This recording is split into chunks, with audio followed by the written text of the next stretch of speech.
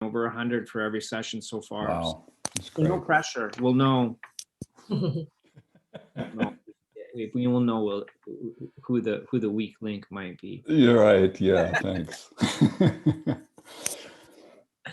We have a few minutes here. We're just setting up the room. If you're in the room, we'll start at 12:30 with Robert Remington on his talk about the ethical communication in post-Trump era. That'll be followed directly after by a talk by Dr. David Black.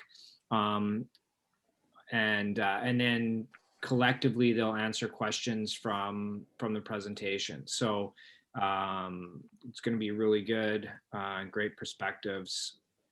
Robert, I know you have a PowerPoint. We have it as well. So if you want one of us to share it, and then, or if you want to share it on your own, then go ahead. You should be able to share your PowerPoint screen.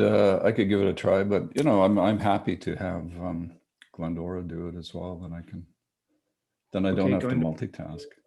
Are you there, Glendora? Do you mind loading it and advancing the slides for Robert? Yeah, excuse me, I'm here, and I was going to be made host, so I can't do both, so hang on one. I'm still co-host, and then Mara is host, so maybe we'll make you host for a bit, Chase, so that, or somebody else, so that I can share the slides.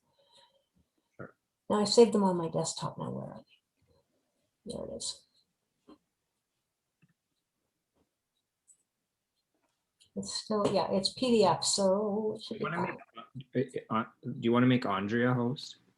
Is Andrea Andrea, I mean. PDFs are okay. Mara's going to stay host for now, so we're good.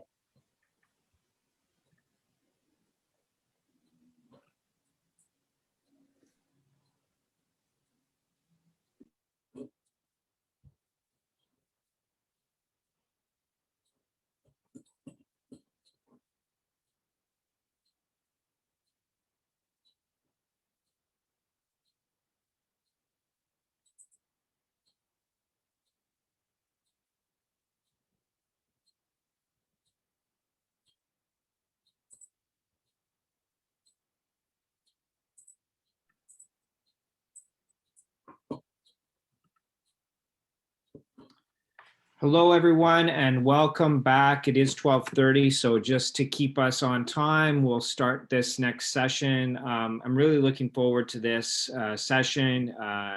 It's a ethical communication in post-Trump era with Robert Remington. I'm just about to turn it over to Andrew Eichmann.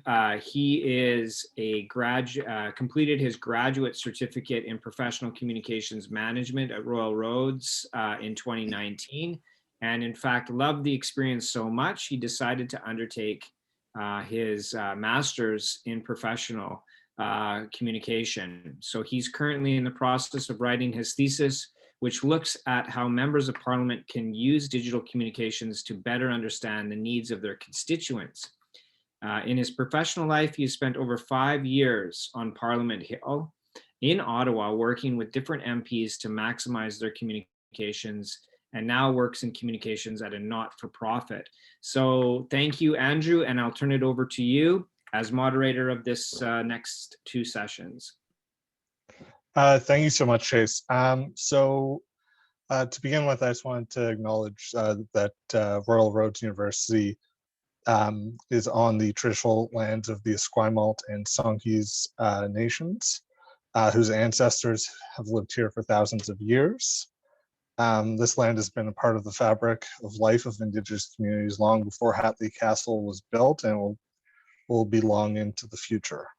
It's with gratitude that we now learn and work here, where the past, present, and future of Indigenous and non-Indigenous students, faculty, and staff come together. So for these next 2 sessions, the first obviously is with Dr. Robert Remington. Robert Remington, the second with Dr. David Black. What will happen is we will go through Robert's presentation, followed immediately by Dr. Black. And at the end of the two sessions, there'll be a moderated Q&A session. So if you do have any questions, please provide them in the chat, and at the end we'll go through those. So Robert Remington is an award-winning journalist and best-selling author with a professional career spanning 4 decades in journalism.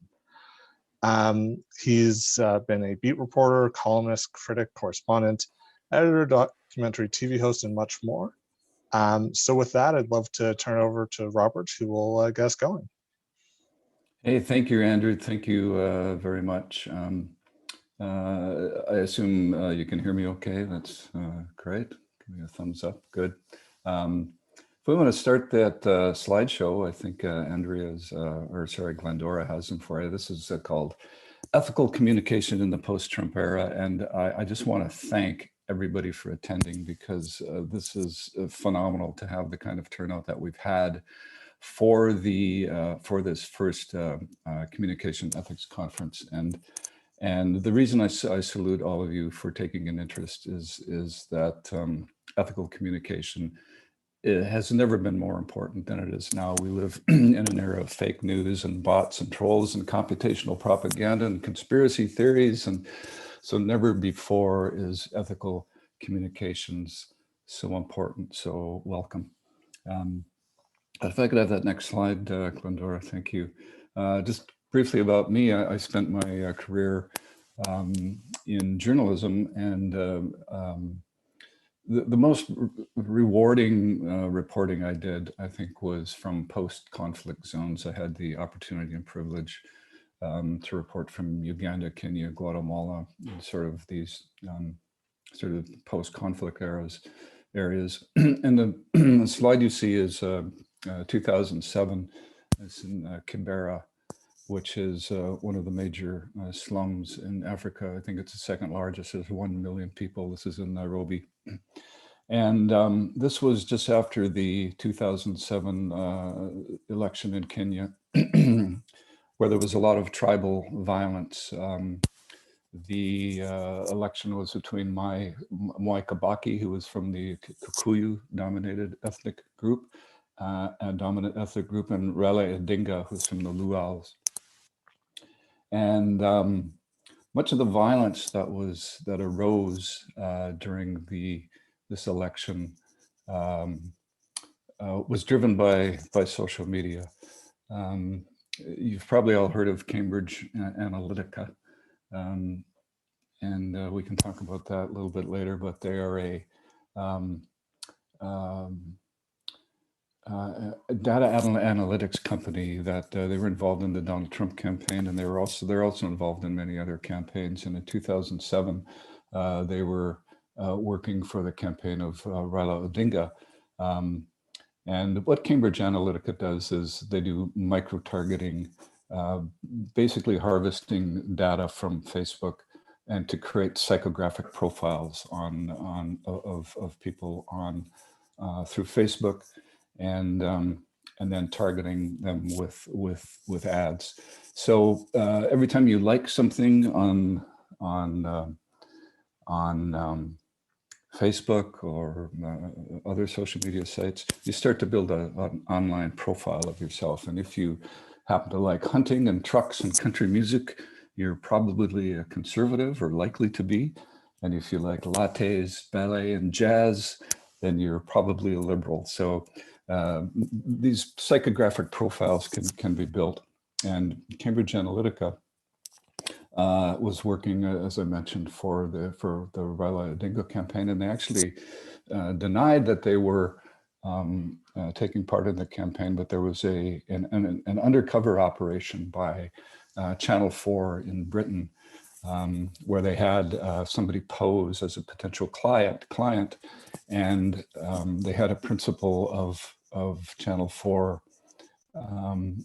on camera, undercover camera, basically admitting that they had organized the campaign for Raila Odinga, wrote his speeches, and micro-targeted a lot of his ads. And it was interesting what he said. He said that he said in this interview, I have my students, it's required viewing. he said that you can't win an election on fact. He says you win on emotion. And he also said that one of the things that they try to do is to use fear. Fear is one of the most powerful motivating factors in human behavior. And it was interesting what he said. He said, you might even know that you have those fears until you're told that you have that fear. So if I could have the next slide, Glendora. So in Canberra, a lot of the violence took place basically on this. There was a roadway that was kind of the demarcation line between the Kikuyu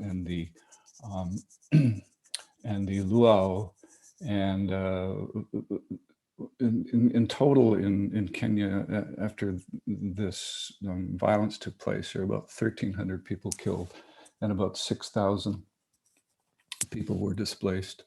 And the next slide, I want to talk a bit about the course that I teach. It's Communications Ethics course, and the fundamental underlying question that we ask of our students is, what's the right thing to do?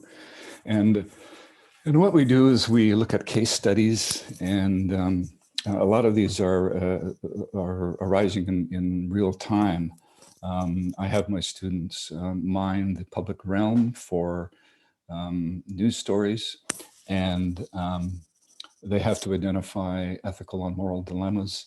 For instance, the pandemic has provided a real life living laboratory for us, because there's myriad ethical issues that arise in the pandemic, including masks versus no masks, or mandatory versus voluntary lockdowns, and should churches be exempt, who gets vaccinated. And so we try to answer, what is the right thing to do? And we answer these questions by looking at some classical ethical theories that have guided humanity throughout the ages. We look at Aristotle's virtue ethics and his concept of the golden mean, the middle ground, which we have gotten away from in the modern era. We look at the utilitarian theory of Jeremy Bentham, the greater good for the greater number. And we look at Kant's duty ethics of not using someone as a means to an end. And we ask the students to apply these to come up with a solution to the ethical dilemma that they're trying to resolve. And so we have forums, and what's really amazing is that there's a lot of civil discourse that takes place in these forums. Only once this term have I had to remind students that this is not Facebook, that it's a discussion. And yesterday we had a really good discussion with Dr. Lee Foote about respecting alternate points of view.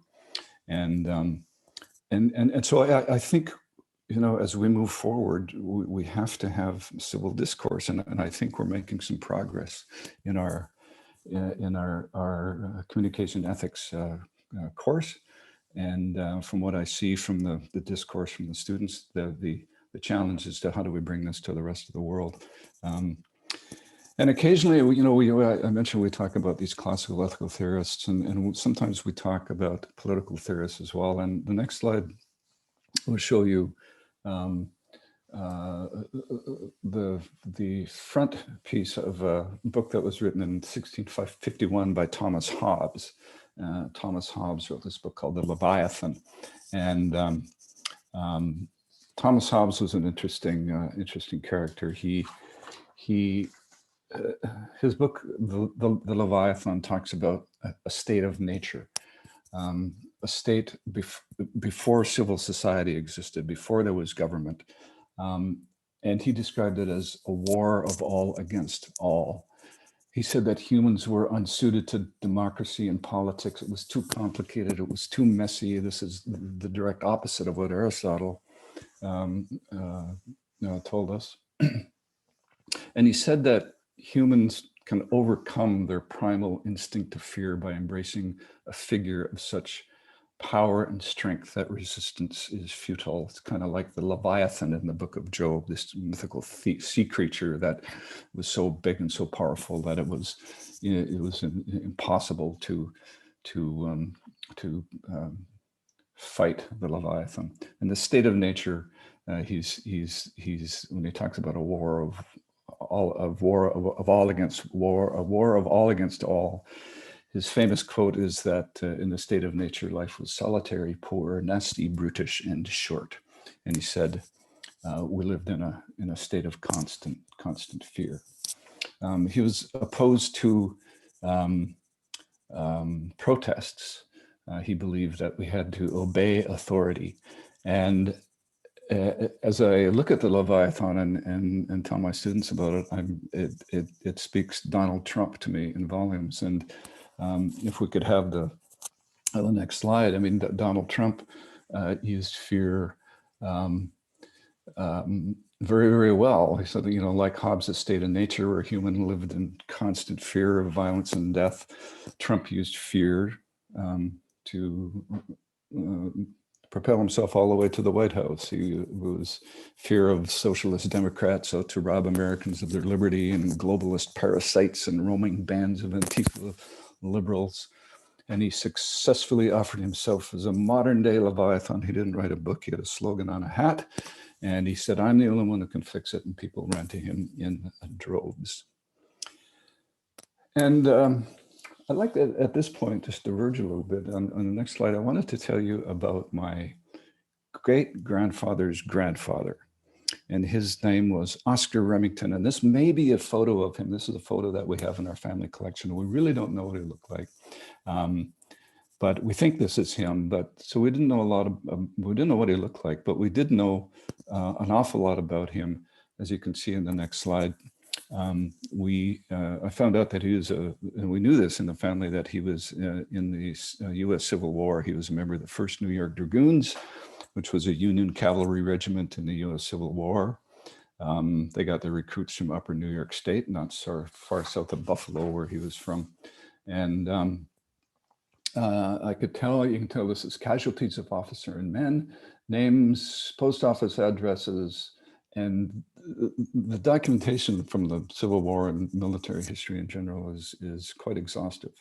And so it's possible to drill down and find out a lot about my great-grandfather's grandfather. And then the next slide, you know, if we drill down further, you know, I find out that the 1st New York Dragoons, of which Oscar Remington was a member, they fought in 64 battles. They captured 19 pieces of artillery, 4 Confederate battle flags, and of its 1,414 recruits, the regiment suffered 4 officers and 127 enlisted men who were killed in action or mortally wounded, and 1 officer and 142 enlisted men who died of disease, for a total of 274 fatalities, of whom 36 enlisted men died in Confederate prisons.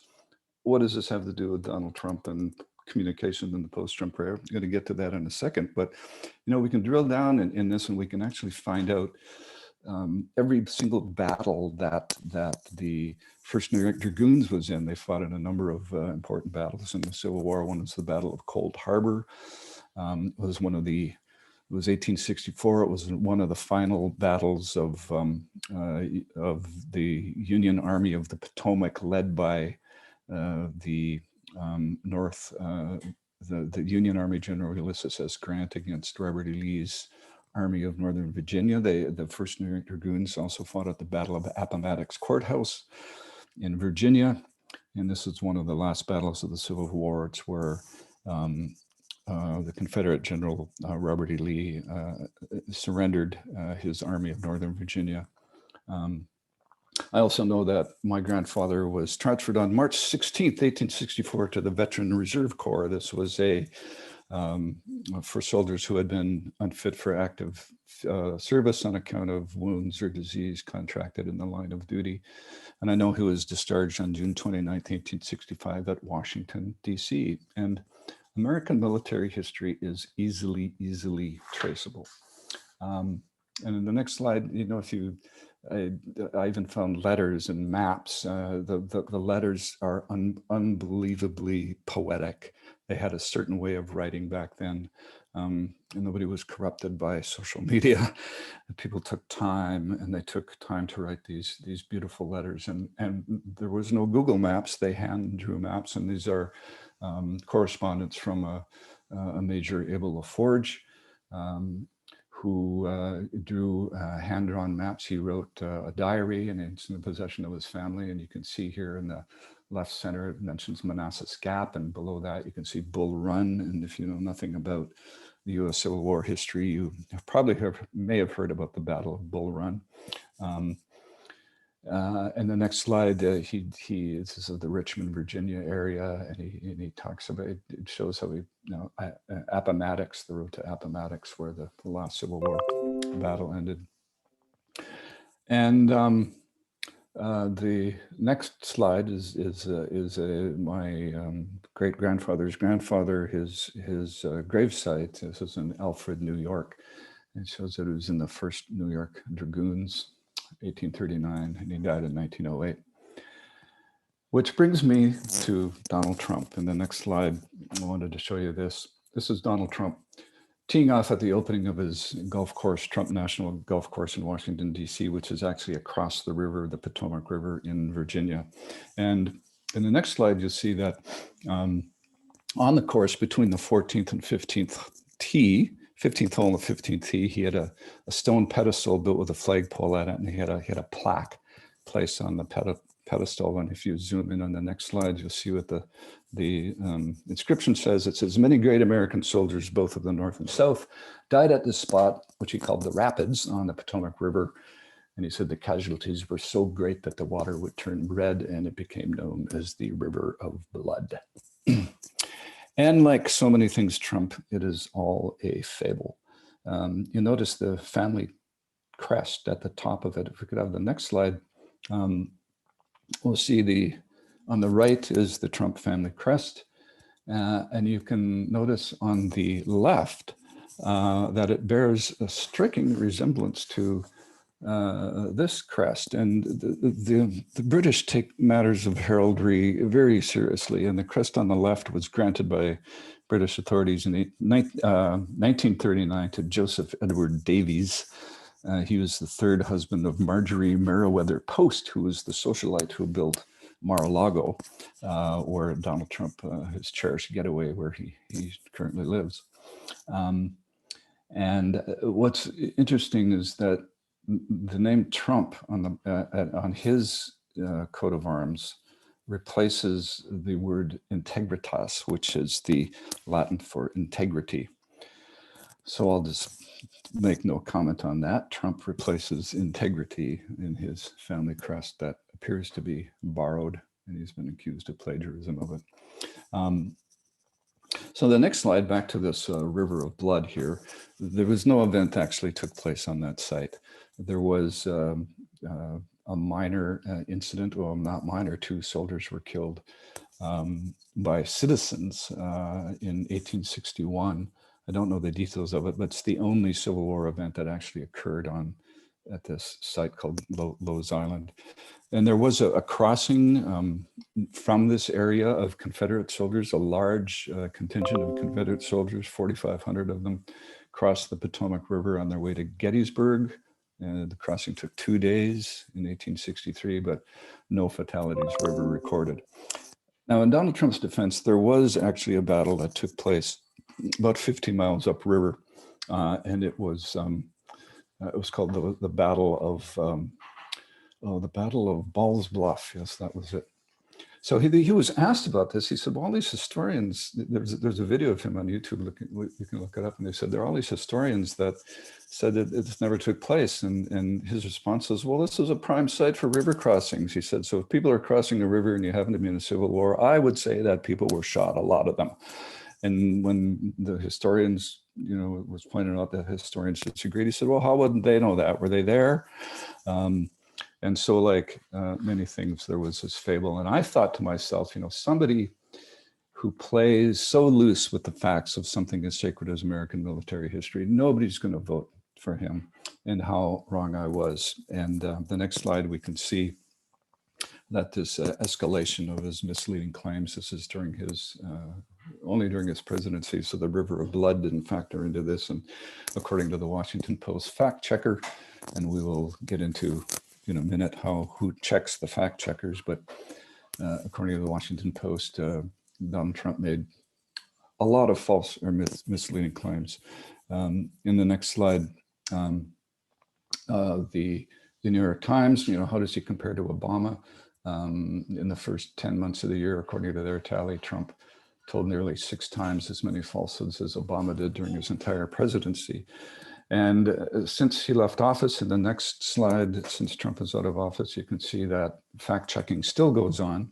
I don't have a real good chart of Biden because we haven't had the time, but PolitiFact, here's one that they said Biden has made, which is the Poynter Institute, which is a nonpartisan institute, said that Biden has made 184 statements. 111 of them were mostly true, more than 50% true, and 73 of them, or less than 50%, were true. And in the next slide, we can see how Glenn Kessler of the Washington Post continues to check Biden, Kamala Harris. There's other great fact checkers out there, including Daniel Dale, who used to be with the Toronto Star, he's now at CNN, and the New York Times continues to do work. Fox News, interestingly, does not have a fact-checking desk, I don't believe, but they are happy to point out when the Washington Post and CNN fact checkers fall silent, in their opinion, on some claims. So, next slide, who checks the fact checkers? This is Mark Hemingway of Real Clear Politics. It's an aggregator site, and they are a right-leaning site. And he says that the problem with the Washington Post databases is in 2020. At that time, it was only 20,000 false statements that they had chronicled. And he said that number in itself is false and misleadings. He said, more properly, these are considered the habitual verbal excess of a man known for his moderate form of communication. And that's true. Donald Trump is very prolific, so he's bound to make more untrue statements than other politicians.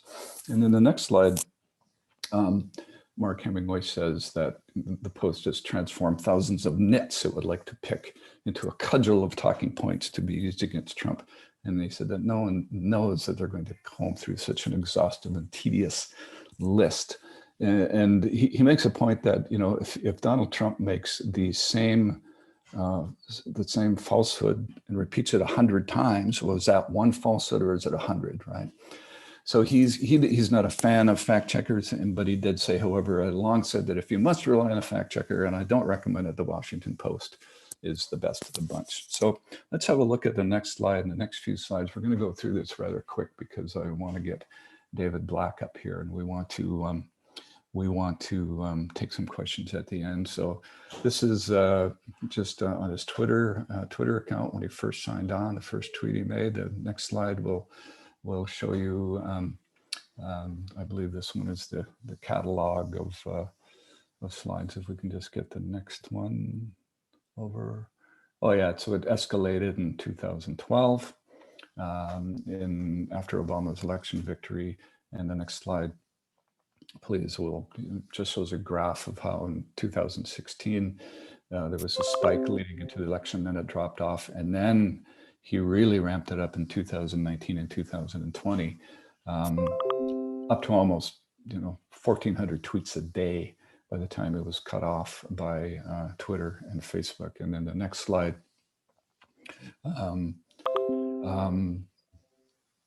Oh yes, the nature of his tweets. The nature of his tweets were predominantly insults against people, and if you type in the complete list of Trump's Twitter insults in the New York Times, you're going to find an amazing chronology. If we can show the next slide, these are lists of them, and they're categorized: ABC News, Democrats, mail-in voting, Portland, Oregon. The next slide, there's more, and they're Antifa, and that middle that continues to be the Democrats. And the next slide, it's just exhaustive. These are all of the ones that he's made. And the next slide just gives you a timeline of all of his, he made, and the time he had a Twitter account, he had about 60,000 tweets. He had 89 million followers and 1,659,000 people liked his tweets, categorized them as likes. The next slide, you know, how do we solve this problem? How did we get here? And advocacy journalism has a lot to do with it, particularly the internet of post-1990. I would probably the last generation of journalists where we were trained to be balanced and fair and get all sides of a story. And there were gatekeepers at the time. If somebody wanted to criticize you, what you had written, they would either have to pick up the phone and scream at you, or they would write a letter to the editor. And we actually had a letters editor that would verify and see that they were true and that they couldn't hide behind this cloak of anonymity.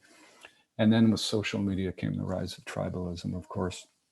So the next slide here quickly, you know, conspiracy theories, you know, became amplified.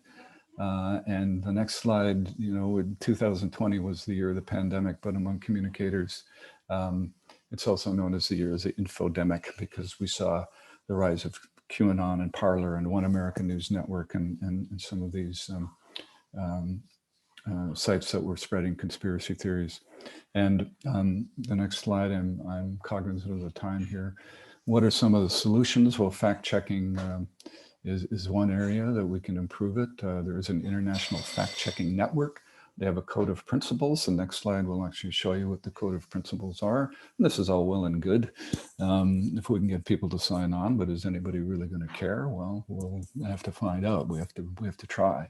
And the next slide, the Poynter Institute actually had a fact-checking development program. You could get a $50,000 grant to come up with a fact-checking development grant program for your organization.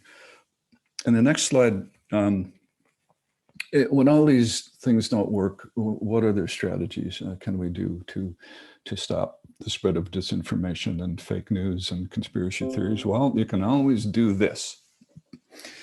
And this has turned out to be quite effective. You see in the next slide that Dominion Securities, the Canadian company, now Canadian American company, which the voting machines were used in Canada and in the U.S. election. If you've ever voted in a civic election in Canada or in Victoria, you've used Dominion Securities voting machine. You fill out your ballot, you put it in, it scans it. And anyway, the Dominion was being accused of stealing the election, you know, from Donald Trump, and Dominion Securities has filed a $1.3 billion lawsuit against Rudy Giuliani, Trump's lawyer, his other lawyer, Sidney Paul, $1.5 billion. They're suing My Pillow Guy, $1.5 billion. And there's other lawsuits, as you can see in the next slide. Smartmatic, which supplied similar voting technology in California, sued Fox News for $2.7 billion. So what are we up to? Almost $7 billion in lawsuits. And this is having an effect. Everybody has dialed back their criticism of Dominion News, of Dominion Voting Machine. Fox News was also sued by the parents of Seth Rich, who he was a member of the Democratic National Committee, and he was killed, and it was a robbery attempt, from what the police believe. But in the right-wing blogosphere and such, he was killed, maybe even by Hillary Clinton, in order to hit on him, so that you know, for leaking the Democratic National Committee emails, and of course it was all false nonsense, and it was to take attention away from the Russian hacking of those emails. So on the next slide, you know, we go back to the Leviathan and this constant state of fear, and what this does, and I think the solution is, you know, we have to overcome fear, and to get away from fear, you know, we have to get everybody out of their corners, and we have to talk to people and listen to other points of view. And I'm a dog person, and one of the One of the things you learn in dog training is that is to not instill fear in your dog. If you beat your dog and you instill fear in them, fear leads to aggression and it can result in violence. And I think we saw this stoking of fear in the Capital 6 riot of on January 6th. And I think I'll just leave it there. And because I want to get over to David Black, who's probably the smartest guy I know. And he's going to tell us a little bit about pandemic politics and what it has done to politics and likely communication as well. So over to David, and we're happy to take some questions afterwards. Thank you, Robert, so much. That was really incredible. A lot of things I think all of us have learned.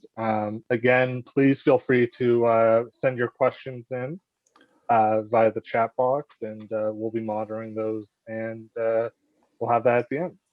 So next up is Dr. David Black, someone who I think many of the people at the RRU community know. He is an associate professor at the School of Communications and Culture. He teaches in areas related to theory, politics, media history, global communications. David's also a pretty frequent contributor in the in different media outlets throughout Victoria. For me personally, he's been a great help, as he is my thesis supervisor, so he's the one I always bounce my questions off of. So with that, David, you're up. Great. Now, I just want to do a sound check. Unfortunately, there's a leaf blower and power wash convention happening on the street outside today. Can you hear me adequately? I'm using my podcast mic. Yes, you're good, Are you David. picking up any of the power washing symposium that's happening outside? Nope, you're good. You're good, David. Okay, great. That's great. The mic may help with that. I can hear it. So. I just want to acknowledge, again, living downtown, I live so very close to the traditional Songhees lands. Just a few steps away was actually a ritual site where Songhees adults would kind of undergo a kind of rebirth or baptism ritual. They dip themselves in the water of the inner harbor and carry a sacred stone and be reborn. Beautiful ritual. Okay, again, thanks. It's always hard to follow Rob Remington, and certainly to answer to the compliment he paid me, which is a little bit of that Trumpian, I think, extravagance there, Rob. But I'll take it. I'll take it. My talk is toward a pandemic politics, communication, culture, and governance after COVID-19. And what I'm going to do is I'm going to read from a script I've written. And maybe Glendora, I live near Pandora. Glendora, if you could move the slides for me, that way I don't have to think about two things at once. You bet. Okay, so we can just go to the first slide there. There's the title slide. Yeah, If you want to make that bigger, feel free. Yeah, 1 sec. Slideshow Okay. from beginning. There we go. Great. And yeah, you can skip to the second and I guess the third slide is probably fine. What I want to do here is to work through really what are actually go back to the earlier one there. Go back to address 4 draft observations about where we find ourselves politically at the moment. And by politics here, I don't mean in the narrow sense of conservative or green or liberal or NDP. I don't mean it in that strictly speaking electoral sense, although I will address that. I'm also concerned with what is a more interesting politic, and that is just the fact of living in a world where power is a constant in our lives, where choices are made, where reality is moved, where consequences happen. And I think what I'm going to say follows so nicely on what Rob has just said, and he's taken us deep inside the cauldron that has been the last 4 years of American politics and the ways in which our sense of reality has been bent and bruised and badly damaged. I'm going to try to kind of follow from what Rob has done and make a different kind of sense of it. So next slide, please, Glendora.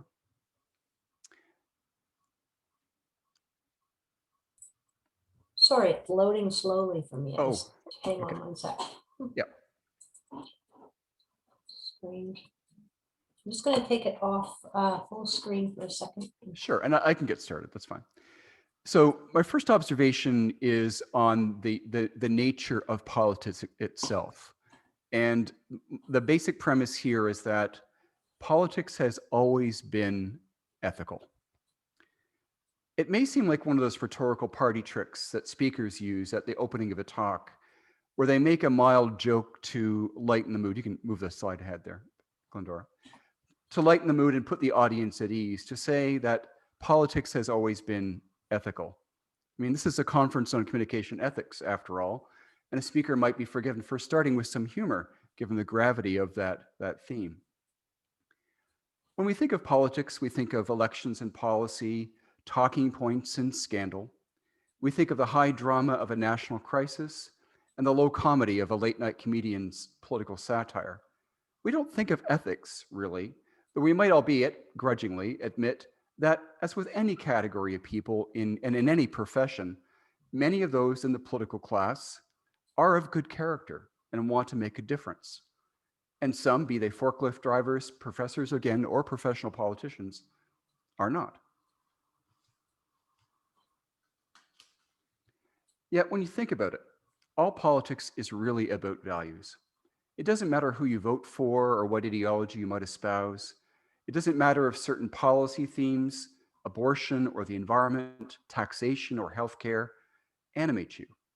Because at least apart from the outer reaches of extremist politics, where the acquisition and application of power tends to override consideration of values, think of Stalin, think of Hitler, etc., all politics is about ethics.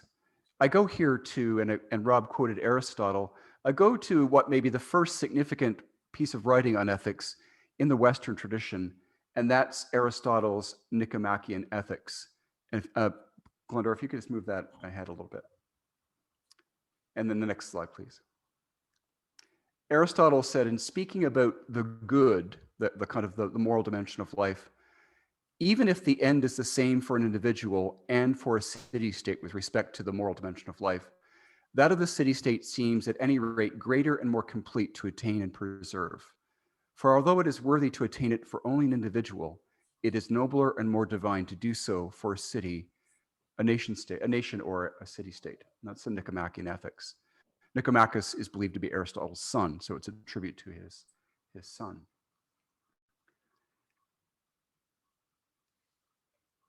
In saying then that all politics is ethical, that it's all about values, we are saying that politics is an argument, allowing for any number of possible directions for a society about what we believe is important and how best to act on that. The pandemic has brought these eternal moral foundations, again echoed here 2,500 years ago by Aristotle, to politics, the moral foundation of politics, into bold relief, because our political class, as guided by public health authorities, has been literally making life and death decisions on a societal scale. The impossibly difficult balancing act that is preserving livelihoods through massive state expenditure while trying to hurry the science and save lives, enforcing lockdowns while allowing that people sincerely struggle with all the restrictions imposed on us, brings the ethical substructure of all politics to the surface. That is to say, politics has always been ethical because it has always been about values. But the pandemic, as it has with so much in our society, has made the moral dimension of politics unavoidably and edifyingly visible. With this fresh awareness of our society and its politics with respect to the kind of ethical dimension of life, let in view, as kind of brought forward and into high definition by COVID, let's explore three further developments in our politics that have occurred through the pandemic and will have consequences after. In exploring them, we are also considering how and whether these phenomena might endure within both the political class, the state, the political establishment, government, etc., and in how we as ordinary citizens relate to government and go about our own lives in a political sense. The next slide, please, Glendora.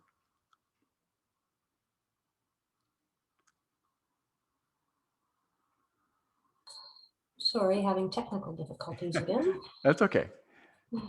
Number 2, political organization and behavior, the possibilities of cross-party cooperation and the limits of traditional governance. We are accustomed, and it's healthy and legitimate, by definition, to a competitive political environment. Despite the excesses of partisanship in the United States, which Rob has so well chronicled here, the excesses of the last 4 years should not hide from us the fact that here in our more normal Canadian political environment, we have an appropriately, energetically, productively competitive liberal democracy. That is what makes the extraordinary cross-party solidarity at the federal and provincial levels, where it came to massive economic stimulus during the pandemic and support for public health authority, all the more impressive in the last 12 months. Just as governments did in the Allied nations in World War II, parties came together when the enemy was the virus and the risk was greatest to those not in foxholes, but in long-term care facilities. And these parties came together supporting the government of the day, even when that posed a very real risk to the opposition party's own political fortunes. I'll give you an example. On March 23rd of 2020, BC Liberal leader Andrew Wilkinson, whose party has, as those of us in British Columbia know, long been a bitter rival of the provincial NDP, pledged his support for the NDP Green Alliance's decision to spend $5 billion in emergency economic stimulus, essentially to save the BC economy at the very beginning of the pandemic. That was Wilkinson's greatest act of political courage during his relatively short term as Liberal leader. But in political terms, it was also one of the most costly, because such spending created the very favorable terms that led the NDP to call an election, a snap election, and to win an historic majority. And Wilkinson had to know that going into this. By this fall, it is likely that any Canadian who wants a vaccination, and let's hope we all do, will have it. But the next task in front of our governments is to confront climate change. Indeed, it's remarkable that as we get encouraging news of the delivery of vaccines in large amounts, as we did earlier this week, over 500,000 doses coming to Canada, and in light of the tragic fact of this week also being that point where 500,000 Americans have now died of COVID, despite all that, it is climate change that's beginning to fill the news hole left as we begin to vanquish COVID-19, as vaccines roll out, and despite the bad news in the United States, as infection and death rates begin to fall. Climate change presents us with what some call a wicked problem that I believe is greater than any single party in government and its policies can arguably solve. Mitigating the worst of what rising CO2 levels will bring will arguably need more than even significant measures like the carbon tax brought to us by the BC Liberal government of Gordon Campbell, in fact, some years ago. Remaking society so that a new energy infrastructure is built, an old one is sunset, and a sustainability ethos enters governance and culture will require the kind of fundamental axiomatic changes that are bigger and will take longer than any given government's term of office, and are transformative in a way that any given government's policy measures are not adequate to. What we've seen in the cross-party solidarity during this COVID-19 crisis is a kind of model for governing, for how governing and opposition parties might have to engage the next great crisis, which I argue is climate change. It's not that political competition should ever or will ever fall away, of course not. But once a set of policy tools has passed through that competition and in relative terms become a consensus, and in the face of the mounting evidence that we are not far from a point where CO2 levels will take us to a point of no return, it may fall to parties to combine their forces in the support of a climate agenda that transcends politics as usual. In the pandemic politics then of cross-party solidarity, imperfect as it is, we may have a model for the next crisis that's waiting for us once we all get a shot in the arm. Where this relates to ethics in a practical sense is that it'll require some rethinking of the zero-sum competition that currently defines and is the organizing principle of our politics. Climate change won't be the only civilizational crisis ahead of us. We can imagine, though it may seem like so much science fiction at this point, that at some distant point, artificial intelligence may require a cross-party act of solidarity and a kind of government-to-government long-term approach to managing its presence in our lives. On to number 3, please, Glendora. The next slide. Communication. Conspiracy theory, again, a theme that Rob picked up, versus public health communication as models for political communication. In veteran Canadian political journalist Susan Delacourt's book, along with the Toronto Star, like Daniel Dale, Rob mentioned him, Shopping for Votes, Delacourt speaks of an historic transformation in how Canadians do political communication. Basically a 2-generation approach or 2-phase approach to the history of political communication. Prior to the 1970s and 1980s, political communication was defined by what we might call a public communication model. This meant that political communication happened in the form of speeches and press releases, candidates' debates, and question period in Parliament. And all that, of course, filtered down to the ordinary citizen at the water cooler, on the shop floor, at a cafe, or into civil society and the organizations that thrive in that space. Now, political discourse in this older public communication model was not by any means always intelligent or truthful or innocent of manipulation, but it did ultimately answer to being rational.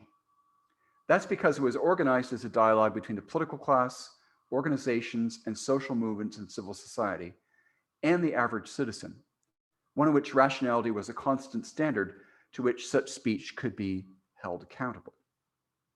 In the 1970s and 1980s, the organizing principle for political discourse or political communication shifts from this public communication model to what is called a political marketing model. When you see political ads on TV, or increasingly now in digital spaces, or when a political leader is speaking in obviously scripted talking points, or when a major policy initiative, a candidate or party is surrounded with PR and branding, polls and focus groups, you are witnessing political marketing. And in fact, Donald Trump, his unique genius is that he was a consummate political marketer. That is really what he does. Political marketing amounts to borrowing from a century of advertising, PR, and marketing knowledge and techniques. And instead of selling soap, using these same skills and techniques to sell politicians, policies, and parties in their electoral and governing form. Now, we've been subject to ever more sophisticated political marketing in the decades since the 70s and 80s. And it's come to really dominate and surround what remains of the older public communication model. Take, for example, political conventions. Political conventions used to be about choosing the candidate. Now, the candidates are largely chosen in advance of the convention, and the conventions are days-long infomercials for a given party, be it in power or contending for power. Speeches are hedged now with themes that are as much driven by PR and branding concerns as they are written because they have something to say. Political ads, again, historically on TV, but increasingly in digital form, soak up the greater share of campaign budgets, limiting funds and marginalizing other more rational and informational sources of political information. Even face-to-face conversations, the candidate at the doorstep, classic encounter, are again surrounded by apps that guide the candidate in terms of who she or he might be speaking to, and also offer ready-made scripts. And I've done this work myself and realized how scripted those encounters are. Now, this turn from public communication to this political marketing model is something we've become used to. And if for many younger Canadians, including many of you here today, it's probably all you've ever known. But it might be argued that with the way that conspiracy culture has become so thoroughly interfering in the US political system in recent years, that the political marketing model has reached the limits of its usefulness. And I'm going to make a connection now between political marketing and social media and the conditions in which conspiracy theory have come to thrive. Here's that connection. Political marketing, which is built with the low information voter and citizen in mind. The low information voter and citizen is a person who pays attention only to politics during times of election, or might notice if there's a scandal or some crisis in the news. In displacing the older public communication model, political marketing has arguably reduced the amount and quality of rationality within the public square. A political culture that is progressively subject to, for decades, to emotionally and ideologically laden messages, addressing themes and informs that are researched for their impact, is one that slowly leads to a vacuum where rational information of substance is involved. Then add the algorithmic reinforcement and tunnel vision that follows on Facebook and other social media platforms, and you get a political culture that is less and less capable of addressing issues and policy choices with the complexity and perspective that are due them. So I would argue that the shift of political marketing now onto social media platforms, basically compounding the original problem of political marketing, and the fact that according to current polls, about half of North Americans get most of their news from Facebook and other social media platforms. All this creates a terrible kind of epistemological or cognitive accident waiting to happen. And that accident, that tragedy, is the rise of conspiracy theory. Now, we can't draw a simple causal connection between political marketing and social media and the likes of things like QAnon. And for those of you who are not familiar with QAnon, it is a conspiracy that argued that leading US Democratic politicians and leading Hollywood celebrities were part of a cabal that was simultaneously, imagine the agenda, worshiping Satan, eating babies, and molesting children. And that Donald Trump was, in this construct, was the hero of the story, and that he was leading a secret war against this cabal of Satan worshiping, child molesting cannibals, and essentially was all that stood between America and this terrible apocalypse. Now, again, one doesn't want to draw a direct line between political marketing, social media, and the rise of conspiracy theory, but I do believe that there is a strong circumstantial relationship we can discuss. QAnon's success in inviting millions of people to immerse themselves within a clearly delusional worldview is terrifying. Its part in inspiring a much smaller group of people to sack the US Capitol on January 6th makes a clear link between believing in absurd things like QAnon and something as serious as domestic terrorism. But QAnon's popularity testifies to a deficit of rational content in our politics, one for which I believe, again, political marketing sort of paved the way, and that new media forms, notably social media platforms like Facebook, due to their very design, if you will, all this leading to the emergence of these, again, monstrous belief systems like QAnon.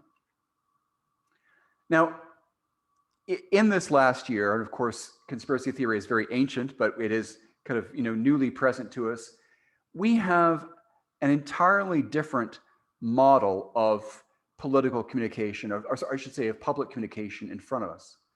And that, of course, is public health communication. And I want to draw a contrast between QAnon and conspiracy theory and public health communication now as these two object lessons in how to communicate with and make sense of the world. Conspiracy theory has not been the only exceptional communication phenomenon characterizing the pandemic. The other, conspiracy theory's opposite number, is public health communication. We have seen such communication model, like our own Dr. Bonnie Henry, the delivery of complex information about virology and simpler and imperative news about how we should conduct ourselves safely, mask, social distancing, lockdown protocols, etc. In fact, we've seen, and this is something to cheer the hearts of anybody who studies communication, we've seen communication, because it's done right, saving thousands, if not millions of lives across the world. Now, no one is expecting that political discourse, political communication going forward will achieve the probity and clarity of public health communication. Power legitimately travels through words and images shared among the political class, the media, civil society, and us ordinary citizens. And power can't help but in some way deform a little bit how communication is conducted. It's inevitable.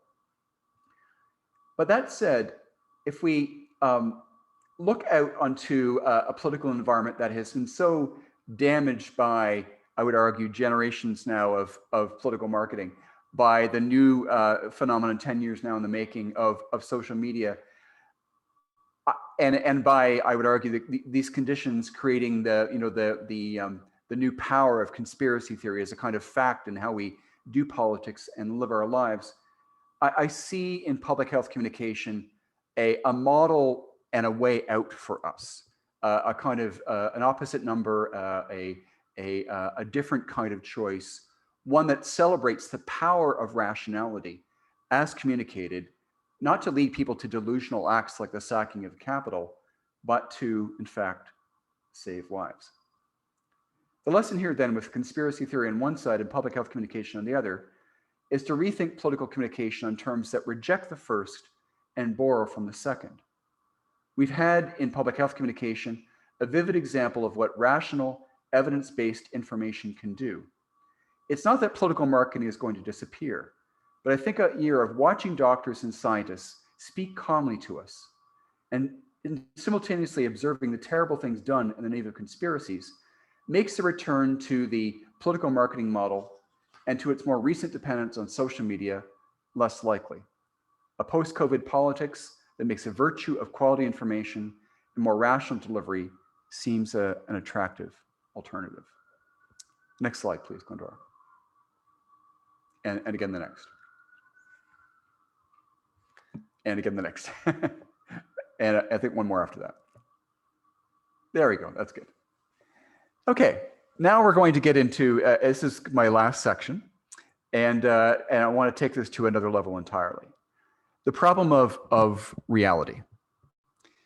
Hannah Arendt is one of the great political philosophers of the 20th century, whose book Eichmann in Jerusalem, Eichmann being one of the leading Nazis, the face of the banality of evil, the Nazi apparatchiks that ran the Nazi machine. Her book Eichmann in Jerusalem was one of the definitive accounts of the process whereby Nazis were brought to justice during the Nuremberg process after World War II, brought to trial. And in her 1963 essay, Truth in Politics, Arendt said something that seemed very prescient about where we find ourselves today. Next slide, please, Glendora. What is at stake is this common and factual reality itself. And this is indeed a political problem of the first order. Now here Arendt, and there she is as a younger woman, is thinking about Nazism, of course, and the way in which it created a delusional worldview that led millions, in a terrible genocidal direction. But she's also speaking, because this is the 60s now, to a kind of future politic as well. One, I think, in which we've found ourselves now. We commonly think, if you go back a slide, Glendora, we commonly think of the goals of political parties, again within liberal democracy, as being about competing with each other for public support. And with that secured through election, to develop and apply policy in the form of programs and other initiatives as government. Political parties seek to influence the world we know, make it greener, make it more productive, make it more equitable. But reality, generally speaking, is not itself called into question. Governments seek to move the pieces available to them within that bounded terrain we call reality, not replace reality with something of their own creation. This consensus as to the nature of reality, in part, depends on the fact that for most of the second half of the 20th century, and briefly into the 21st, most conventional parties of the left, center, and right in the Western world remained in a philosophical sense attached to the political ideology that is liberalism and to the Enlightenment foundations of that foundational political philosophy. That's lowercase liberalism, hence liberal democracy. That is not to say there have not been fundamentally anti and illiberal movements. The fascisms of the early 20th century are, of course, a case in point. But after their defeat, a resurgent liberalism held sway through much of the West and delivered multilateral institutions, economic growth, and major advances in social equity.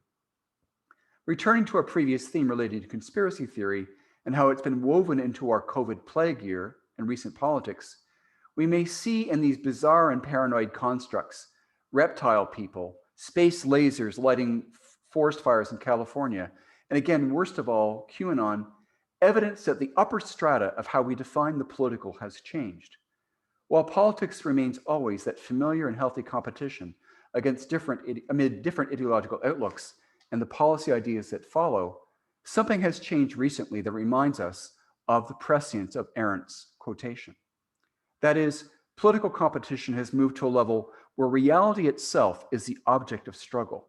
We see this in the all too common rejection of facts, science, and logic, when any of these are inconvenient or cause cognitive dissonance.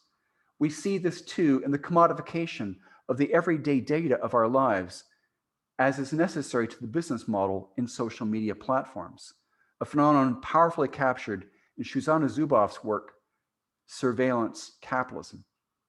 In social media platforms, Facebook at the center of this, social media platforms, to Zuboff, don't merely engage in mining data, extracting patterns from data and selling ads to us.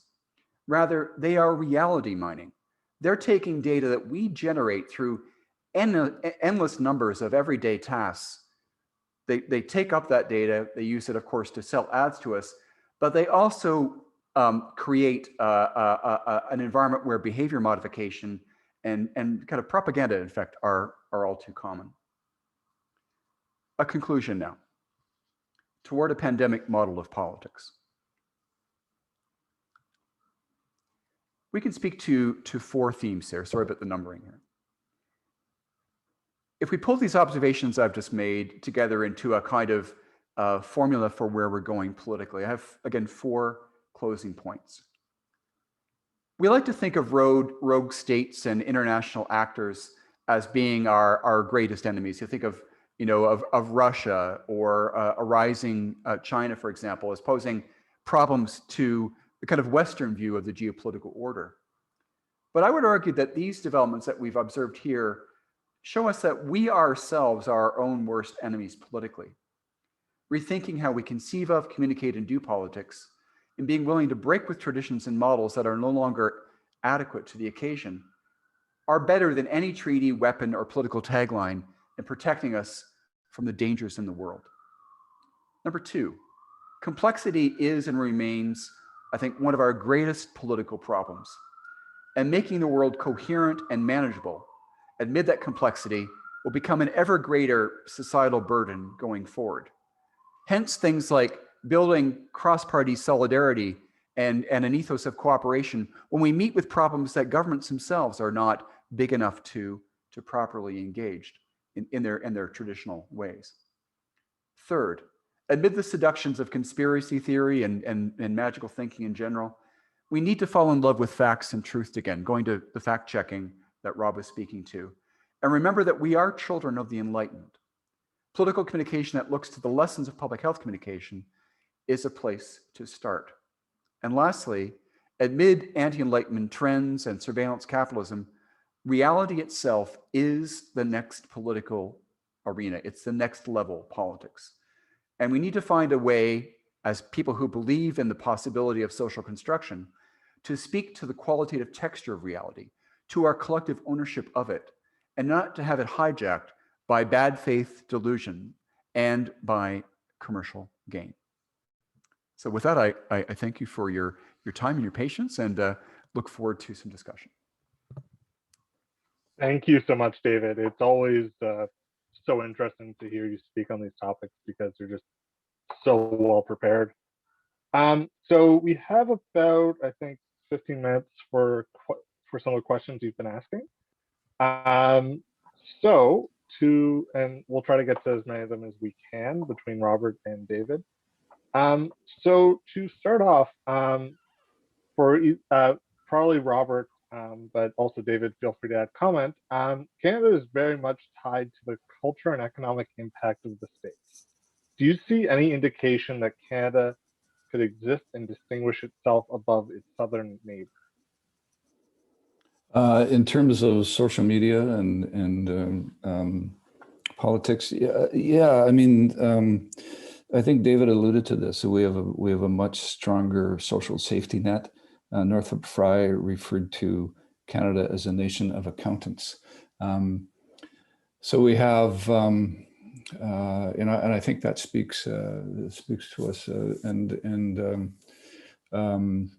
The head of, was it Leger marketing? I can't remember. I interviewed him not long ago.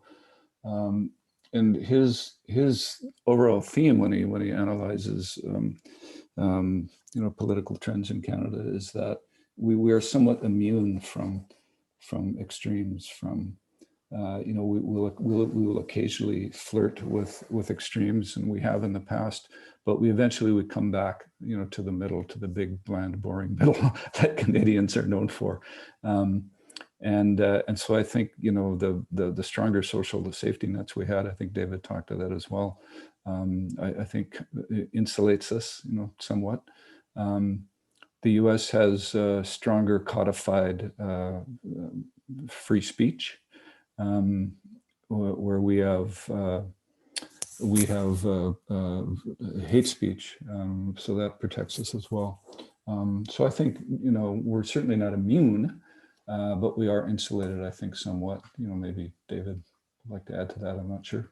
Well, I think, the War of 1812 was kind of a draw, right? And it is remarkable that given how the two economies have developed very differently, I mean, and given the amount of political power the U.S. has been able to project with 10 times our population over easily a century and a half, it is remarkable that we are as distinct and different and relatively autonomous as we are. There are so many different, there's so much gravitational pull southward. In terms of the way that we love American media, we're often better informed of American politics than many Americans. We in many ways in our tastes and our preferences are somewhat American in outlook, but we have remained different in ways that really matter. And I'll give you an example. To Rob's excellent sort of paper, Trumpism was tried here. We had something called the People's Party. There was an opening to the kind of right-leaning Canadians to jump on that on the Trump train as it will, and to become authoritarian populists, if you will, and that party failed. It failed miserably, and I think it was an important thing that we had to observe in a sense, because we've seen the appeal, even the enduring appeal of Trumpism after his election loss. It found no traction here. And I mean, obviously the Conservative Party in Canada has to deal with it more than some of the other parties, because there is an element of that in their base. But we had the most seductive political movement in some time, boiling away for 5 years in the United States, and it found no traction here. It really did. And I admire the way Aaron O'Toole has tried to keep it at bay. It's not easy within his own party. Hence Derek Sloan being kicked out of caucus, for example, right? So that gives me hope that, again, going back to the War of 1812, it was kind of a draw. We almost lost that one, but for Tecumseh, we probably would have lost it, right? So thank you, First Nations, for saving Canada yet again. But yeah, exactly. But I think that the lesson we learned in this last 5 years is that there is a certain immunity from the worst of what happens in the United States, and even as we get some of the best. Who doesn't like Netflix? Who doesn't like a good American film? Who doesn't kind of, wonder at the spectacle of the election of Obama, for example, and what that testifies to, what America is capable on a good day of. But I think we're able to take some of the best and to keep a lot of the worst at bay. And I hope that continues for us as Canadians going forward. Yeah, great points both. Next up, so the question is, do media organizations have an ethical obligation in choosing their advertisers? During election night in America coverage, CNN had Borat 2 as their key sponsor, a film that was highly critical of Trump and Trump supporters. David, would you like to start, then Robert? Okay, trouble hearing Andrew. Could you say it again, please? So do media organizations have an ethical obligation in choosing their advertisers? During the election night coverage by CNN, CNN had Borat as their key sponsor, which was a film that obviously was very critical of Trump and his supporters. That's interesting. I tend to be something a little more kind of open-minded about these things. I think that I like to believe that we benefit by a certain robust pluralism with respect to the kinds of ads and voices we might see. I'm all for unconventional ideas and for fresh forms of thinking. So I'm not sure that I would have not played an ad from Borat. It's part of the conversation, so yeah, I have no problem with that. Robert? I think media organizations have the right to choose whatever advertising they wish. Everybody comes. All the media organizations have have their own perspective. There's always been in the U.S. Democratic newspapers and Republican newspapers, and in Canada there's liberal newspapers and conservative newspapers. And you're not going to see an ad for My Pillow Guy on CNN or and I wouldn't want to see it on CNN or MSNBC. But if I go over to Fox, I'm probably going to see it, and I think that comes with awareness that, we have to, it's nice to get out of our bubbles and it's nice to have perspectives and that sort of thing. But we also, some of the responsibility has to fall on us and not always blame the media. And if you see,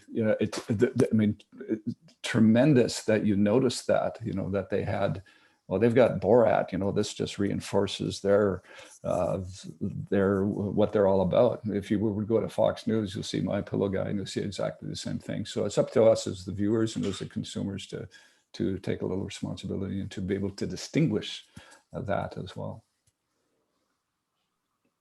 So true, I think. This next question actually kind of follows up on that. Doesn't the issue of the low information voter lend itself to a need to better educate society, starting early in school on critical thinking, media literacy, etc.? Yeah. Oh, sorry. Robert, you want to go ahead? Yeah, that pretty much hits the nail on the head. There is no short-term solution to this. We're talking generational. And this whole issue of civics, and David mentioned the low information voter. I want to give you an example. U.S. prisoners of war in Korea, in the Korean War, were easily manipulated by their captors. Their captors knew more about American history and knew more about American government than they did. And they were really, the American prisoners of war were very easy to manipulate and to shape and to indoctrinate, because they didn't have the knowledge. Their inquisitors, their captors, were more knowledgeable about Canadian civics and Canadian politics than they were.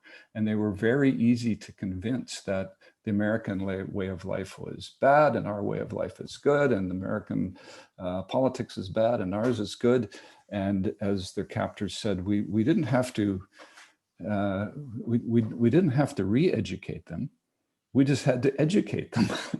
and these people, when they were released, they came back, and a lot of them sort of had been radicalized, and and they were arrested and accused of treason, and it goes to you have to teach this stuff in school and in classes, and civics is very, very important, as they call it. When I was growing up in the States, they taught civics. And I think that pretty much hits a nail on the head, that we have to educate people about this, and people have to take a responsibility, as Aristotle said, to be informed and to take an interest in politics. Yeah, I agree with what Rob has said. I think it, whether it's civics education or media literacy or just a knowledge of history. And I do, as a media theorist, worry a little bit, and I say this with all due irony because I teach courses online, that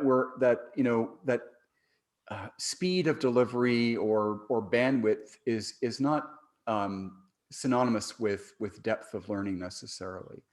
I'm a bit of a romantic about information. I really prefer books. I read paper newspapers. I think that we need to slow our thinking down. I know, Rob, I know, heretical, but I think we need to slow our thinking down. We need to deepen who we are. Speed is not the source of wisdom. And again, I know I was a little hard on social media, and I don't want to deny the many things that social media allow. I mean, all kinds of good things are happening there, and I'm not here to demonize the likes of Mark Zuckerberg or Jack Dorsey, but those we know from McLuhan that media forms change consciousness.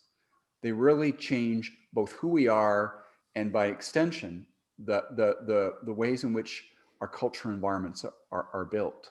And so we just need to be good Canadians, read a little bit of McLuhan, and approach these wonderful new things. I'm an Apple fanboy, so I'm guilty here, but approach all these things with some measure of caution, because they are working on us in ways that no one intended or anticipated. And I think that there is a line between the flourishing of social media and the flourishing of not only conspiracy theory, but kind of aggressive populist politics. That's very emotive, that's very tribal. Where's the cauldron for that? Where's the crucible for that? A lot of that is in social media, I think. So we have about 5 minutes left. So since we're on the subject of social media, we have a great question here. And sorry for everyone if we didn't get to your questions. But there's a question from Brandy Shear. I would be curious to know if Dr. Black, and obviously Robert as well, has an opinion on the potential federal rules coming down that will make Facebook pay for the news they share. We've seen Facebook react to a similar law in Australia by disallowing news to be shared on the platform. Could this be the end? Could this be the end of people relying on Facebook so much for their news? Overall, is this policy helpful? And I would add, is it should people be relying on social media for their news? Well, I think Andrew, the should is already solved. I mean, over 1 billion people a day check Facebook, and over 2 billion a month unique users check Facebook. So, there may be some other medium or form ahead of us, but for now, Facebook's power is undeniable. I think that I haven't been able to follow all the outcome from the standoff that Facebook had with Australia very recently, but I think there are some salutary things that came from that. First of all, there was a kind of, I think, an error on the part of Australia, the government insisting that links be paid for. So if you post something to Facebook, you have to pay the original source. That gets a little bit ridiculous, and I think essentially shuts down the internet. I mean, linking is life in digital communication. But I do think, and Rob can speak to this so well as a career journalist, that the newspapers and other traditional media have been subsidizing social media now for 10 years at their great cost, and especially newspapers, the business model there is in trouble. I think there's got to be some way that maybe, as we see with music streaming, where the artists, in this case the journalists and the newspapers and other maybe conventional broadcasters, see some of that revenue come back in massive ways to them. But Rob, please, this is your area. Yeah, yeah, I totally agree. People, especially people who have started consuming their news on social media, sort of post, 1990 or even, in 2000s. There's this attitude that information is free, like music is free.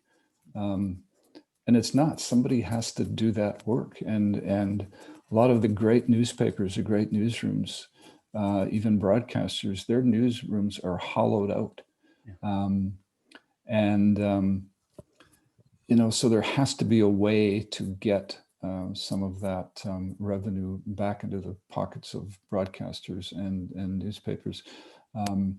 Now, part of that is their own fault. I mean, when I was in the newspaper business, I mean, they need armored tanks to drive the money away every day. I mean, it was unbelievable, right? And but this fancy newfangled thing called the internet came along and pretty much ruined things. And the thing about the big evil mainstream media is that there was a consensus, basically, of opinion. You had the consensus of what is factual, what is a common, what are the common agreed upon truths. Whether we were on the left or the right, we had that, and that's just gone totally out the window. And so this economic model of making social media companies pay for news and getting it back into to do real good, solid street level journalism, I think is vitally important. I don't know the answer to how it actually gets executed, but I think it has to happen. Thank you both so much. That is the end of our time today. I'd like to thank both Robert and David for spending some time with the conference. And with that, I will turn it back over to Chase.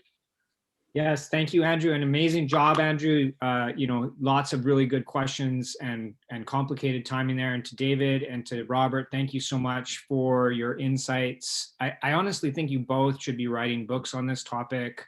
They're two different books, but I think they're very interesting and really interesting insights. And I also would just like to take one split second to say a really special thank you to Robert as well. Robert has done a lot of work in securing speakers for us in this conference and has done a lot of work behind the scenes. So I mentioned you earlier in the conference, Robert, but I just wanted to shout out again to you and thank you again for all the effort you put in. And David, thanks again for your time and insight. We will take a 5-minute break. As always, we are trying to stay right on time. I see that the next speaker is in the room. It's Catherine Calder. She's going to be speaking about her art installation where it won. I'm going to get the number wrong, but it's a 1-800 number that you call in and be calm. And she's the current artist in residence in Victoria. So I think really interesting conversation upcoming. So please stick around if you're interested. And welcome Catherine and Megan, who's in the moderators, and we'll see everyone in 5 minutes. Thanks, Chase. Thanks, Rob.